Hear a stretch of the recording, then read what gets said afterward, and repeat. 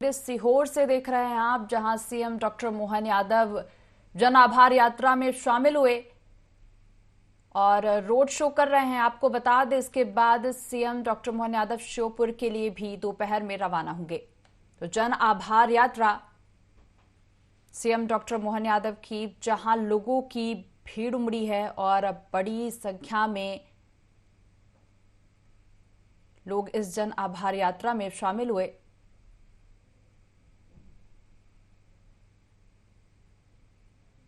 ये तस्वीरें सीधे आपको सीहोर से दिखा रहे हैं। तो आज कई रेल परियोजनाओं की सौगात मध्य प्रदेश को मिलने वाली है और इसके पहले आज जन आभार यात्रा सीएम डॉक्टर मोहन यादव कर रहे हैं सीहोर से।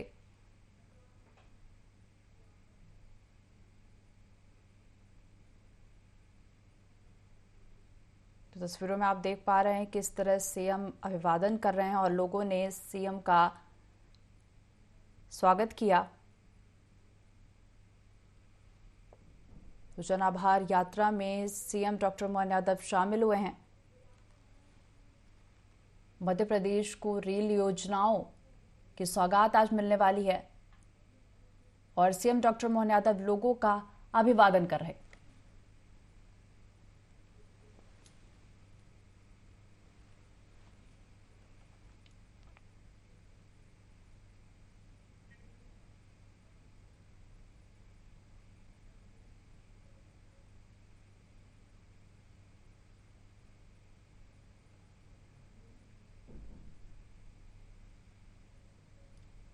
ये तस्वीरें सीहोर से, जहां CM doctor Mohan Yadav road show कर रहे हैं।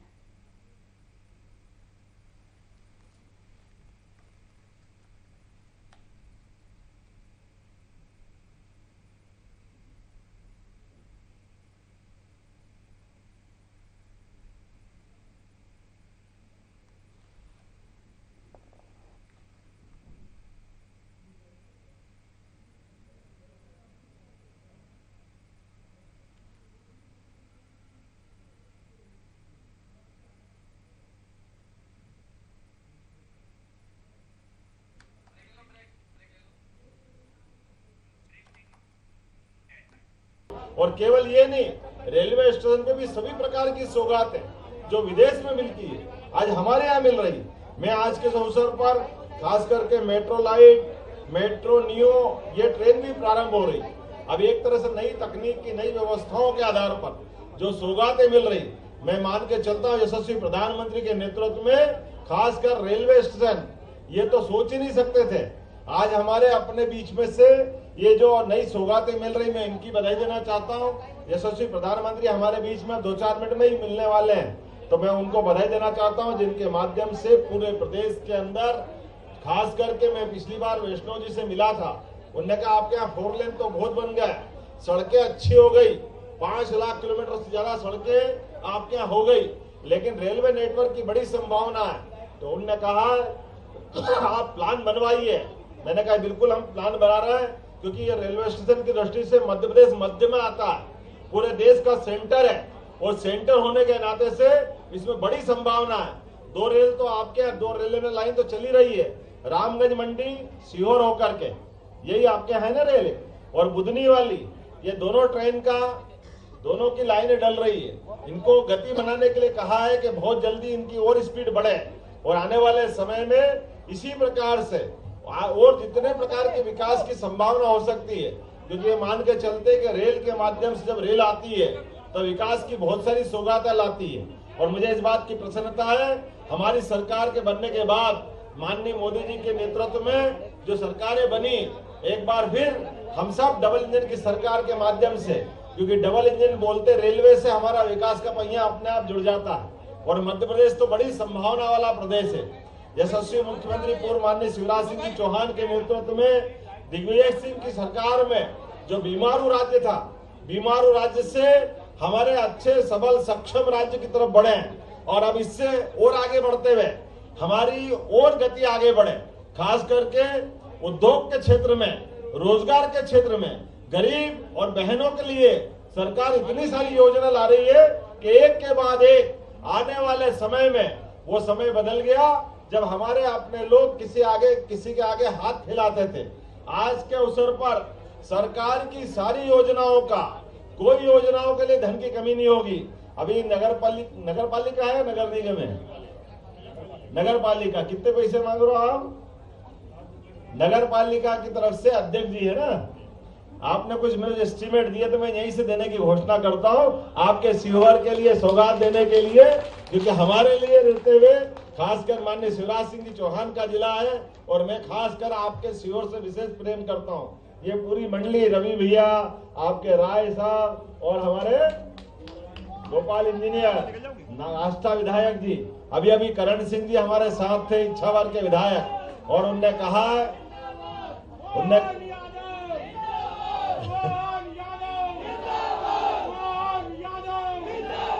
हमने कहा कि हमारे अपने इस खास करके मध्य प्रदेश के अंदर अगर भोपाल का विकास होगा तो सीहोर पीछे नहीं रहेगा। अब हमारा विकास का पहिया टीन सिटी की तरफ बढ़ेगा। दो नगरों को जोड़ करके जहां बड़ी विकास की संभावना है, उनके समग्र विकास की प्लानिंग बना रहा है। उसमें आवागमन के साधन, रोजगार के साधन, आवासीय प्रोजेक्ट और बड़ी आगे चलकर संभावना वाली सारी चीजों के इकट्ठी प्लानिंग कर रहे हैं। इसलिए उज्जैन इंदौर, उज्जैन देवास, भोपाल विदिशा, भोपाल सीहोर, रायसेन आदि जो क्षेत्र के भविष्य के 2047 तक अमृत काल ये चल रहा है। और भविष्य में जिस प्रकार से पूरे देश को लेकर के माननीय मोदी जी ने जो खाका खींचा है और हमने सबने देखा है, मोदी जी के नेतृत्व में पूरे देश ने दुनिया में नाम कमाया है। और अभी हमारी अपनी तीसरी अर्थव्यवस्था की तरफ बढ़ना है। पहली बार हमारी सरकार जब माननीय मोदी जी की बनी है तो नकारात्मकता के आधार पर वोट मिला था। कांग्रेस ने 10 साल में सरकार उनकी फेल हुई। इसके कारण से हमारी सरकार माननीय मोदी जी की तरफ देखते हुए जो गुजरात में विकास का काम उन्होंने किया था तो जनता हमारे साथ आई। दूसरी बार मोदी जी की सरकार बनी और हमने देखा कि धारा 370 हो, मुस्लिम बहनों के 3 तलाक की नर्क वाली जिंदगी हो, ऐसे कई कारणों से जो सरकारों के लिए होता है कि पुरानी सरकार वर्षों तक देखती रही और उनने कोई काम नहीं किया। जोरदार अभिनंदन करें माननीय मोदी जी की तीसरी बार की सरकार के लिए।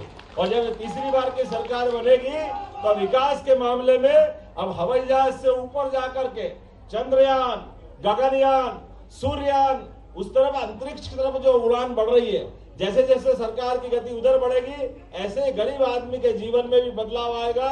हमारी प्रतिभाओं को मौका मिलेगा।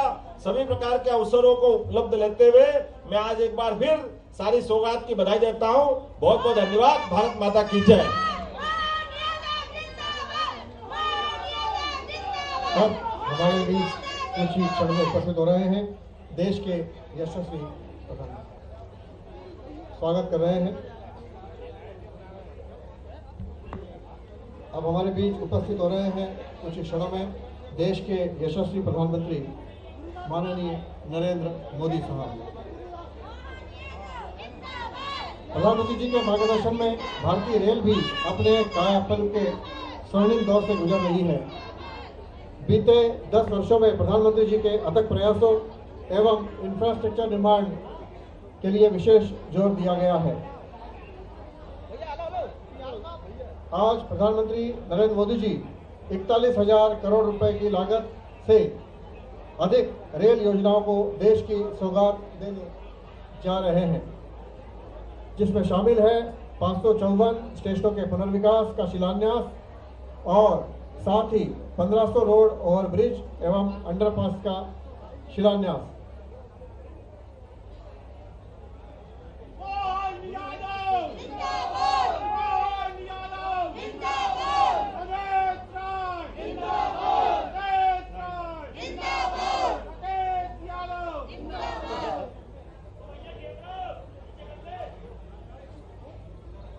देश भर में एक साथ 2000 से अधिक रेल परियोजनाओं को मूर्त रूप देना इतना आसान नहीं था, लेकिन कर्मयोगी प्रधानमंत्री जी के मार्गदर्शन और केंद्र सरकार द्वारा रेलवे में किए गए रिकॉर्ड निवेश के चलते आज देश इस ऐतिहासिक आयोजन का साक्षी बनने जा रहा है। मात्र एक रेलवे स्टेशन के पुनर्विकास में सालों साल लग जाते हैं।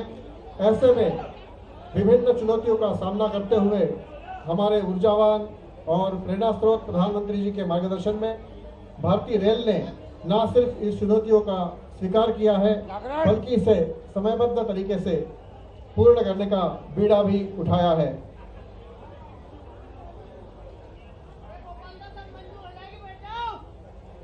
बीते 10 वर्षों में 30,000 किलोमीटर की अधिक रेल लाइन का निर्माण, गेज परिवर्तन और दोहरीकरण का कार्य किया गया है। ट्रेन से लेकर रेलवे स्टेशन तक लोगों को बेहतर और उम्दा एक्सपीरियंस देने की कोशिश की जा रही है। प्रधानमंत्री जी के विजन के अनुरूप भारतीय रेल हर नागरिक की यात्रा को सुखद और सुविधाजनक बनाने की दिशा में तेजी से काम कर रही है। वर्ष 2014 से 23 के बीच देश भर में स्टेशनों पर 1063 लिफ्ट लगाई गई। बुजुर्गों एवं दिव्यांग यात्रियों की सुविधा के लिए रेलवे स्टेशनों पर 1085 एक्सीलेटर लगाए गए हैं। प्रधानमंत्री जी के डिजिटल इंडिया कैंपेन को आत्मसात करते हुए भारतीय रेल ने देश भर में 6000 से अधिक रेलवे स्टेशनों पर वाईफाई सुविधा लगाने की व्यवस्था की है।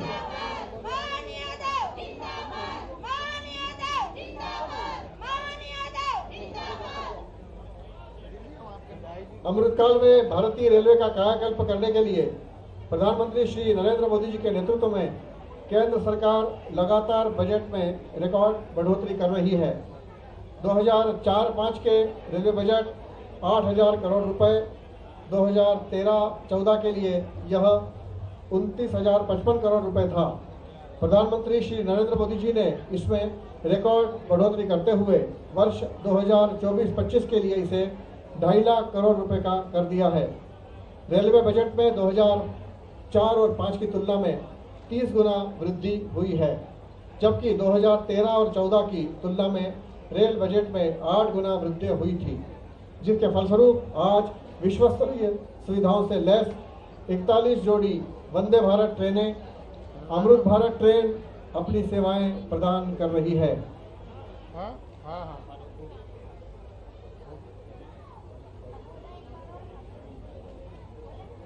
माननीय विधायक महोदय जी से निवेदन है कि वे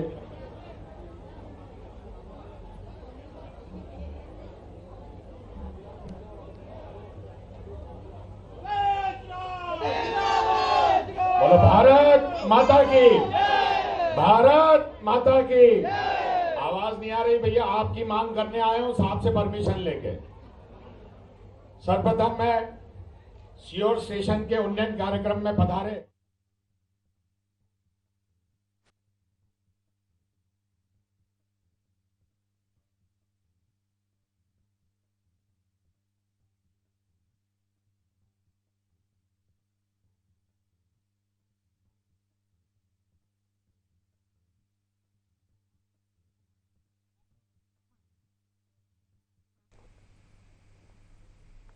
तो आज आधुनिक और अमृत भारत स्टेशन योजना के तहत 41,000 करोड़ की लागत से देश भर के 554 रेलवे स्टेशनों का कायाकल्प और 1500 रोड ओवरब्रिज अंडरपास का शिलान्यास उद्घाटन समारोह है। और मध्य प्रदेश में 33 स्टेशनों का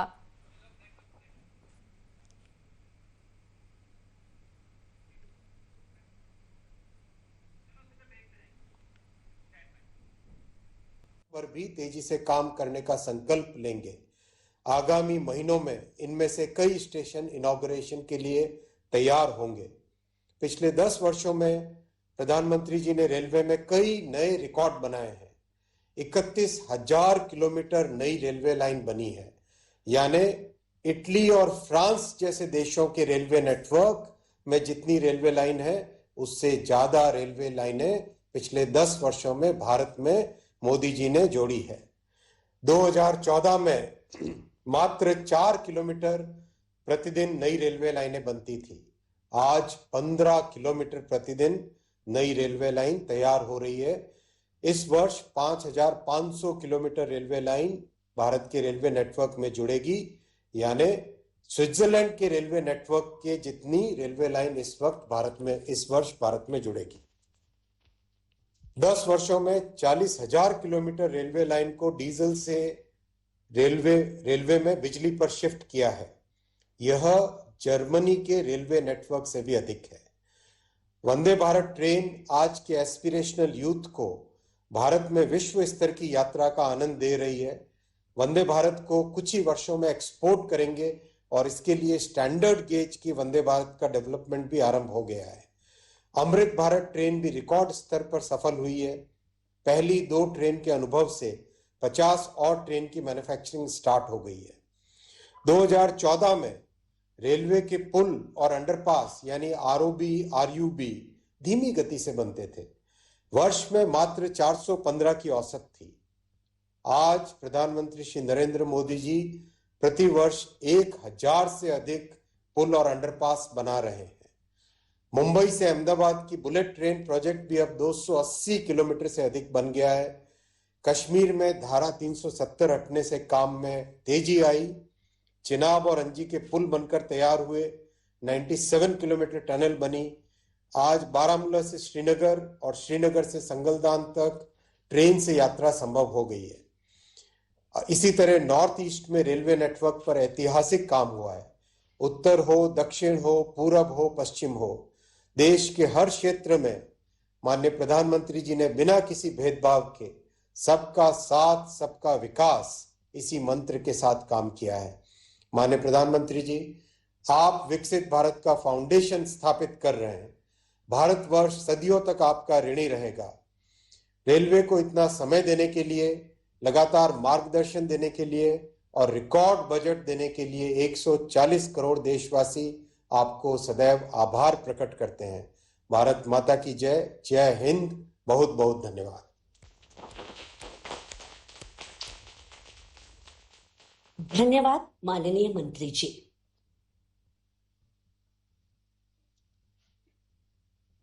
कितने स्थान पर कार्यक्रम हो रहा है, अगर गवर्नर वगैरह पहुंचे हैं, मंत्री पहुंचे, उसकी कुछ जानकारी है तो अगर बता सकते हैं तो बताइए।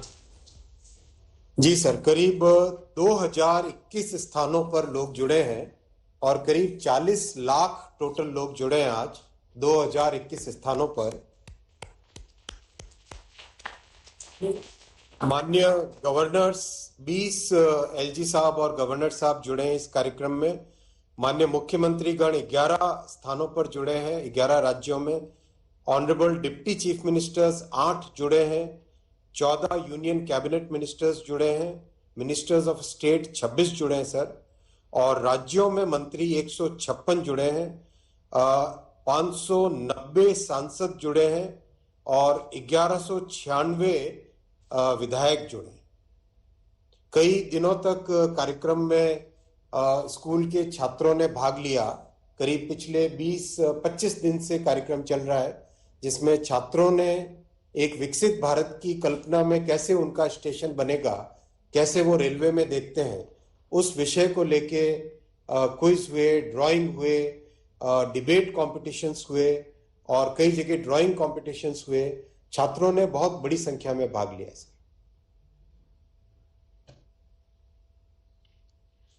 आदरणीय प्रधानमंत्री जी से आग्रह है कि 554 रेलवे स्टेशनों के पुनर्विकास का शिलान्यास, पुनर्विकसित विश्व स्तरीय गोमती नगर रेलवे स्टेशन का उद्घाटन तथा 1500 से अधिक रोड ओवरब्रिज और अंडरपास का शिलान्यास तथा राष्ट्र को समर्पण रिमोट का बटन दबाकर करें।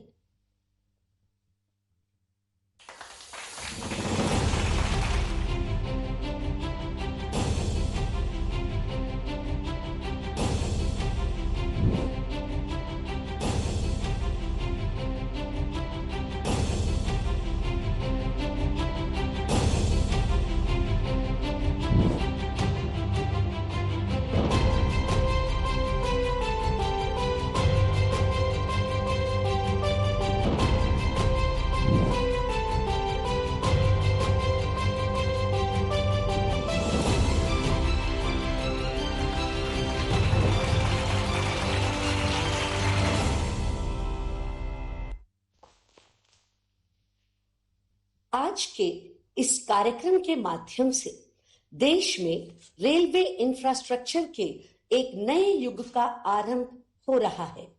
आइए देखते हैं प्रधानमंत्री जी द्वारा देशवासियों को दी जा रही रेलवे परियोजनाओं की सौगात पर बनी एक लघु फिल्म। भारतीय रेल, जिसे लेकर महज एक दशक पहले तक एक आम धारणा थी कि इसमें बदलाव और सुधार नहीं हो सकता, पर नामुमकिन को भी मुमकिन बनाने वाले देश के दूरदर्शी प्रधानमंत्री श्री नरेंद्र मोदी जी के निर्णायक नेतृत्व में रेलवे में बदलाव के लिए हुए अथक और समग्र प्रयास। नए भारत की रेल को आधुनिक कलेवर देने के लिए पिछले 10 सालों में रिकॉर्ड 12 लाख करोड़ रुपए का किया गया निवेश और बदल गई रेलवे की तस्वीर। भारतीय रेलवे आज एक बहुत बड़े ट्रांसफॉर्मेशन के दौर से गुजर रही है। इस दशक के अंत तक भारतीय रेलवे का पूरी तरह कायाकल्प होने जा रहा है। पिछला दशक प्रधानमंत्री जी के दृढ़ संकल्प और स्पष्ट नीति को दर्शा रहा है। तभी तो मात्र 10 वर्ष में 30,000 किलोमीटर से अधिक रेल लाइन का निर्माण और दोहरीकरण हुआ। 40,000 किलोमीटर से अधिक रेल लाइन का विद्युतीकरण भी हुआ। 6,000 से अधिक स्टेशनों पर हाई स्पीड वाईफाई की सुविधा डिजिटल इंडिया की पहचान बन रही है। डेडिकेटेड फ्रेट कॉरिडोर से माल ढुलाई में तेजी आई है, तो वहीं अत्याधुनिक सुविधाओं से युक्त स्वदेशी वंदे भारत और अमृत भारत ट्रेनें आत्मनिर्भर भारत के सपने को साकार कर रही हैं। देश भर में स्टेशनों के सौंदर्यीकरण एवं आधुनिकीकरण का काम बड़े स्तर पर एक अभूतपूर्व गति से हो रहा है। यात्री सुविधाओं को बढ़ाने और रेलवे इंफ्रास्ट्रक्चर को विश्व स्तरीय करने के लिए 1300 से अधिक रेलवे स्टेशनों को अमृत स्टेशनों के रूप में पुनर्विकसित किया जा रहा है। अमृत भारत स्टेशन योजना के अंतर्गत भोपाल का रानी कमलापति स्टेशन हो, गुजरात का गांधीनगर कैपिटल स्टेशन हो, बेंगलुरु का सर एम विश्वेश्वरैया टर्मिनस हो या श्री राम जन्मभूमि स्थित अयोध्या धाम स्टेशन आज बदलते भारत की तस्वीर पेश कर रहे हैं। ऐसे शानदार स्टेशन पहले लोग विदेशों में ही देखते थे, अब भारत में भी ऐसे स्टेशन बन रहे हैं। इसी दिशा में आज एक स्वर्णिम अध्याय जोड़ रहा है।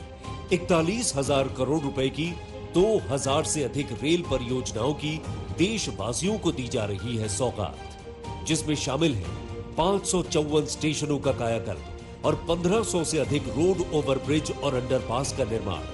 आज प्रधानमंत्री नरेंद्र मोदी जी लोकार्पित कर रहे हैं अत्याधुनिक सुविधाओं से युक्त पुनर्विकसित गोमती नगर रेलवे स्टेशन और कर रहे हैं वर्चुअल शिलान्यास देश भर में 553 रेलवे स्टेशनों के पुनर्विकास का। ये अमृत स्टेशन बनेंगे सिटी सेंटर, जो हमारी महान संस्कृति, लोक विरासत और स्थानीय वास्तुकला को दर्शाएंगे।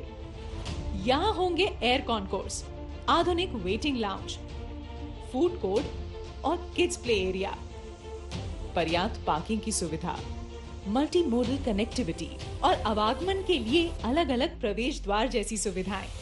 साथ ही ये स्टेशन होंगे पर्यावरण अनुकूल और दिव्यांग फ्रेंडली भी। पिछले एक दशक में भारतीय रेलवे नागरिकों की सुरक्षा के प्रति बहुत ही गंभीरता से काम कर रही है। सुगम रेल और सड़क यातायात तथा रेलवे क्रॉसिंग पर सुरक्षा सुनिश्चित करने एवं यात्रा में समय की बचत के लिए देश भर में ओवरब्रिज और अंडरपास का लगातार हो रहा है निर्माण। 2014 से 2023 के दौरान 10,000 से अधिक रेल लाइन के ओवरब्रिज और अंडरब्रिज का काम पूरा हुआ है। इसी कड़ी में आज प्रधानमंत्री जी कर रहे हैं शिलान्यास और लोकार्पण देश भर में 1500 रोड ओवरब्रिज और अंडरपास का। भारत कैसे बदल रहा है, सपने कैसे सच हो सकते हैं, ये देखना हो तो आज इसका एक उत्तम उदाहरण भारतीय रेलवे भी बन रहा है। निर्माण की अभूतपूर्व रफ्तार की मोदी सरकार की गारंटी से सुनिश्चित होगा विकसित भारत का संकल्प। जय हिंद।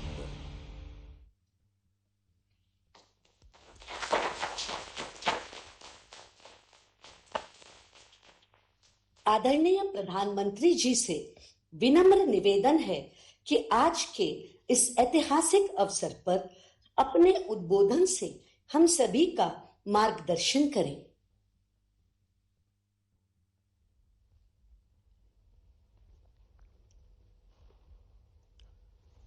नमस्कार। आज का ये कार्यक्रम नए भारत की नई कार्य संस्कृति का प्रतीक है। आज भारत जो करता है अभूतपूर्व स्पीड से करता है। आज भारत जो करता है अभूतपूर्व स्केल से करता है। आज के भारत ने छोटे छोटे सपने देखना छोड़ दिया है। हम बड़े सपने देखते हैं और उन्हें पूरा करने के लिए दिन रात एक कर देते हैं। यही संकल्प इस विकसित भारत विकसित रेलवे कार्यक्रम में दिख रहा है। मैं इस कार्यक्रम में देश भर से जुड़े सभी साथियों का अभिनंदन करता हूं। हमारे साथ 500 से अधिक रेलवे स्टेशनों और 1,500 से ज्यादा दूसरी जगहों से लाखों लोग जुड़े हैं। अलग अलग राज्यों के माननीय राज्यपाल श्री, माननीय मुख्यमंत्रीगण, केंद्र और राज्य सरकारों के मंत्रीगण, सांसदगण, विधायकगण और स्थानीय जनप्रतिनिधि, प्रबुद्ध नागरिक, पद्म पुरस्कार जिनको सम्मानित मिला है, ऐसे वरिष्ठ महानुभाव, भारत के महत्वपूर्ण जीवन जवानी खपाने वाले हमारे स्वातंत्र सेनानी, फ्रीडम फाइटर और हमारी भावी पीढ़ी, युवा साथी भी आज हमारे साथ है। आप सभी की उपस्थिति में आज एक साथ रेलवे से जुड़ी 2000 से अधिक परियोजनाओं का शिलान्यास और लोकार्पण हुआ है।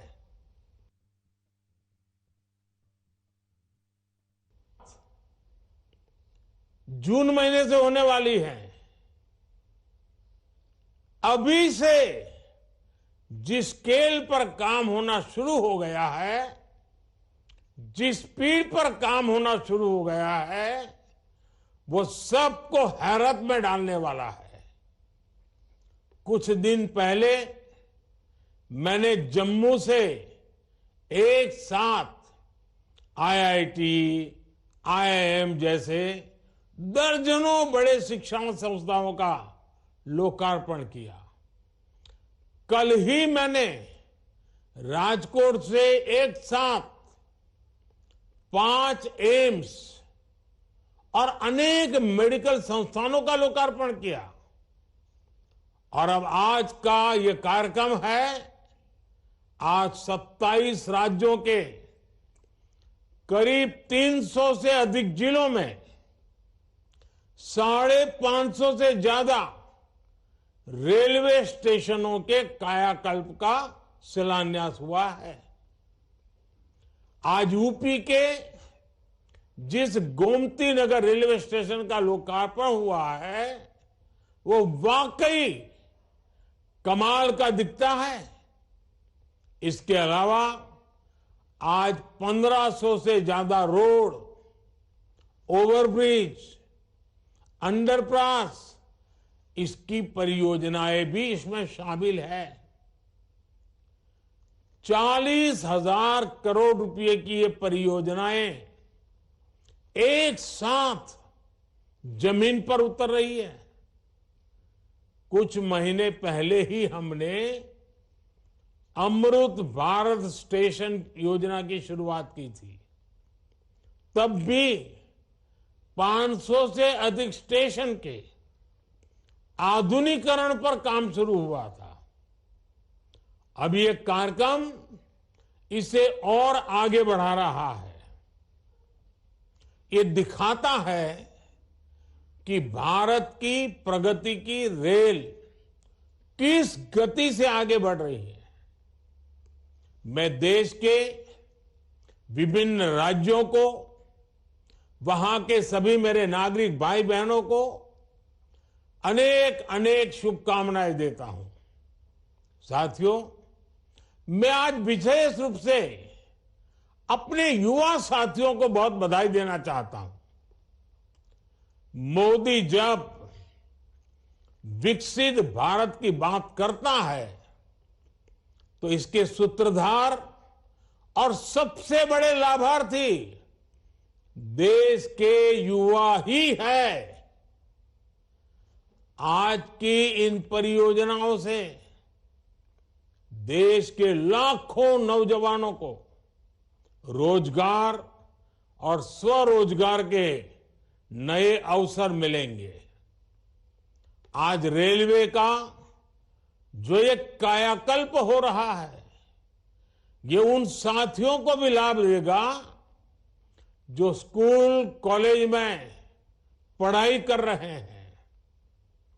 ये कायाकल्प उनके भी बहुत काम आएगा जो 30-35 वर्षों से कम आयु के हैं। विकसित भारत युवाओं के सपनों का भारत है।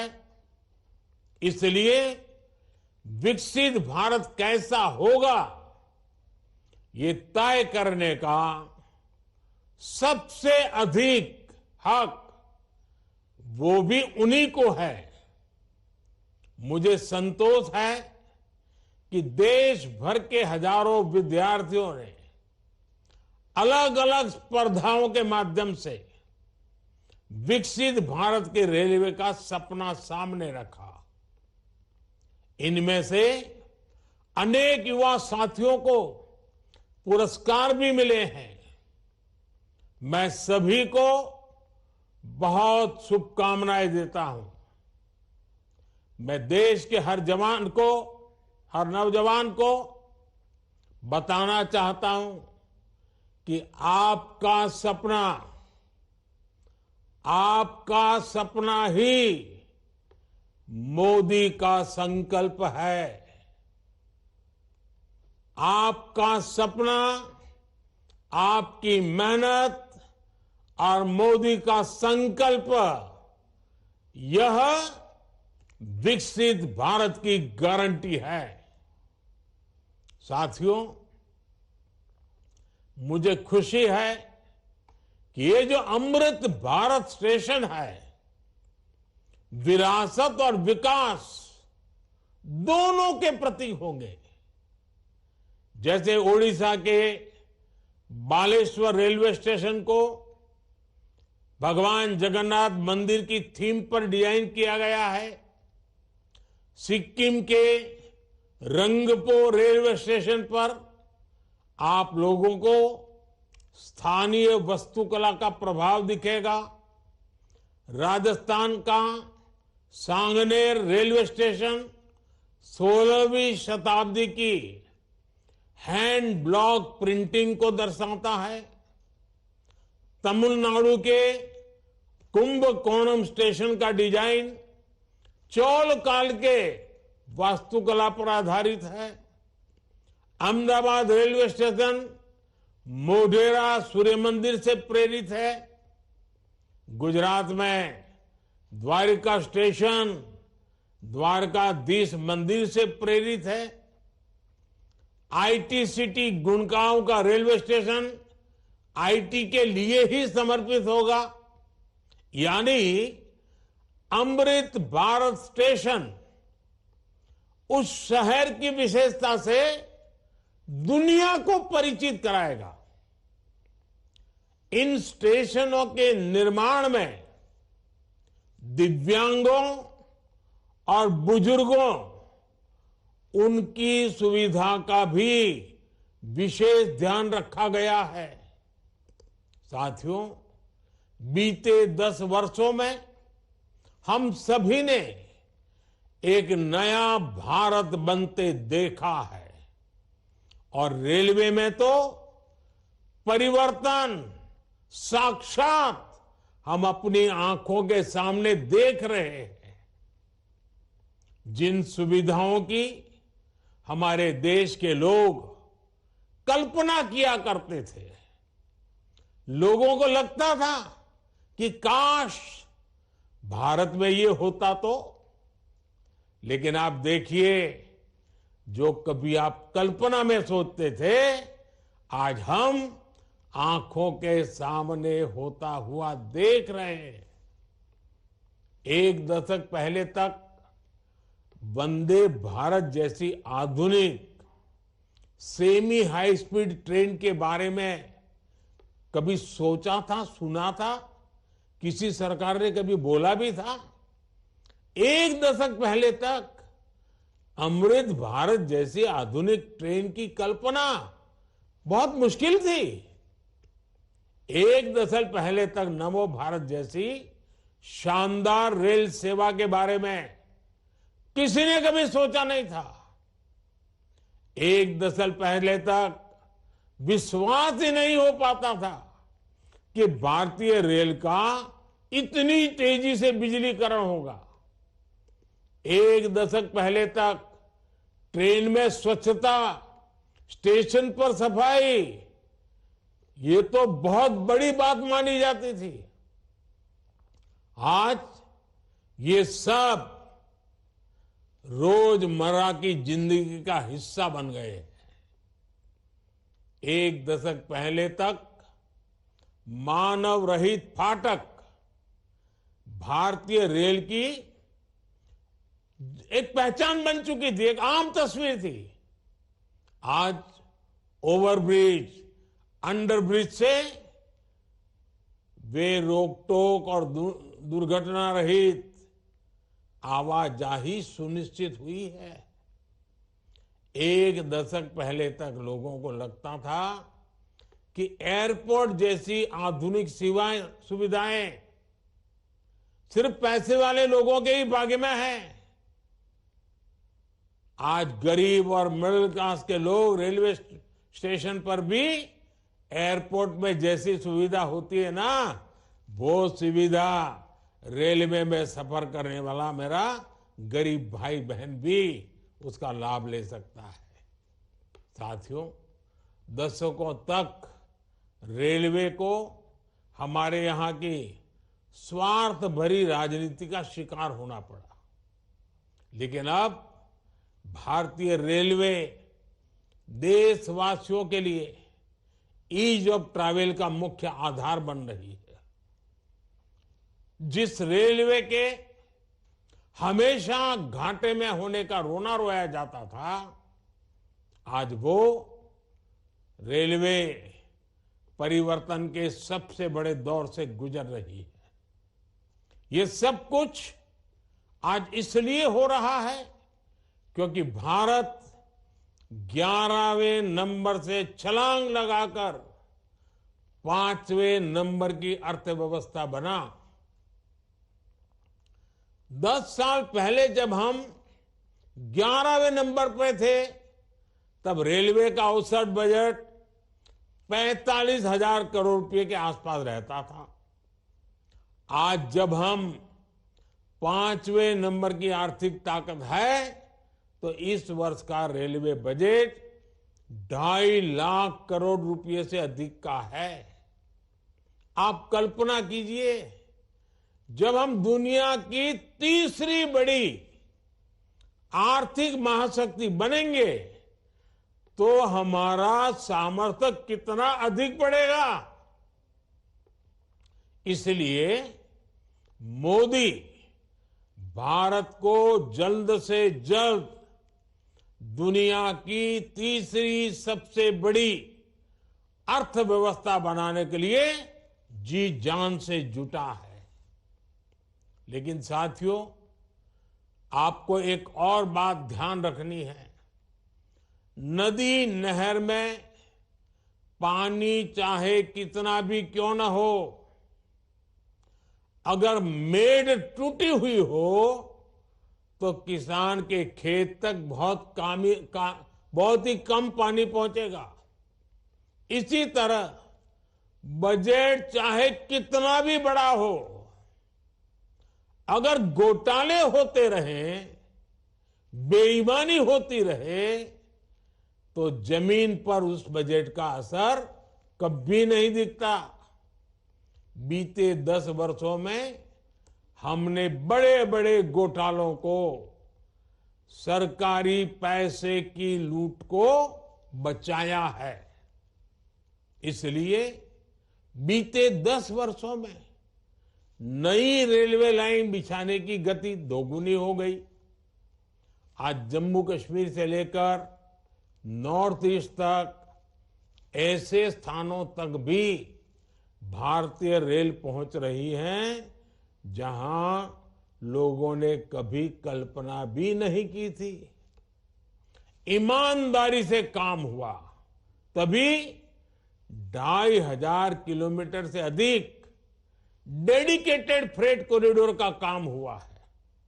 यानी आपने टैक्स के रूप में, टिकट के रूप में जो पैसा दिया, उसकी पाई पाई आज रेल यात्रियों के हित में ही लग रही है।